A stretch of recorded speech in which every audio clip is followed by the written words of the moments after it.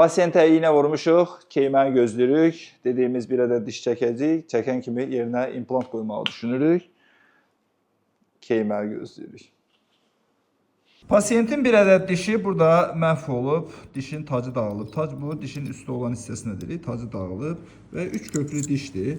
3 köklü dişi çəkib, çəkən kimi yerinə implantımızı qoymağı düşünürük. İndi başlayaq dişi çəkməyimizə, ondan sonra implantımızı qoyacağıq. Həyəcan, qorxu varmı?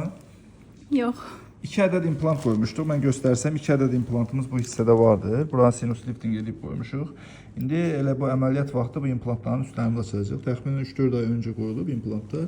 İndi onların üstlərində açılacaq. Qabaq dişləri vinirdi. Biz işləməmişik vinirləri. Amma o biz implant üstlərini biz işləyəcəyik. Pasiyent bizim yanımıza yeni gəlir, yeni müraciət edirik.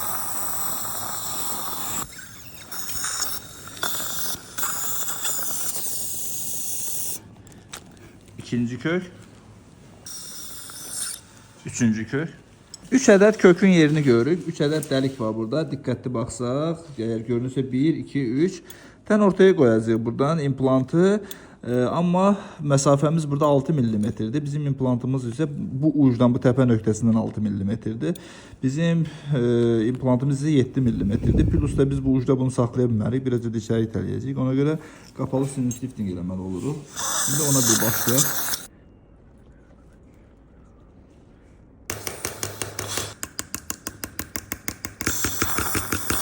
Almaniya implantıdır.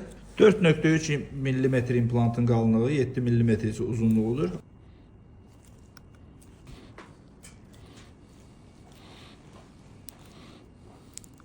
Bir yandan da baxsaq, tamamen ortada implantı yerləşdirmiş olduq. Kapayıcı vida. Demək olar ki, frez işlətməmişəm burada. Və burada diqqət eləsək, artıq 3 kökün arasında trifurkasiya deyilən bir nahiyədə implantı yerləşdirmiş olduq. Tamamen paralel. Heç bir sümük falan da qoymayacağım. Bura elə belə də qalacaq. Digər implantların üstünü açacağıq burada. O açılma prosesində mən göstərim indi. Öncədən qapalı sinus lifting eləyib qoyduğumuz implantlardır. Bu tərəfdəki implanta qapayıcı vida bağladım. Təsəvvür edək ki, onu bir neçə ay sonrasıdır. İndi bu bir tərəfdə də, sol tərəfdə də elə bir şey olmuş. İndi o qapayıcı vidaları açıram. Balaca bir dəlikdən açıb çıxardıram. Budur, qapayıcı vidamızı çıxartdıq. İndi sağalma başlığı bağlayırıq ora. Bu formada elə sağalacaqdır. Qapayıcı vidanı açıb bura sağalma başlığı bağlamış oluruq. Və burada bu sağalma başlığının formasında bu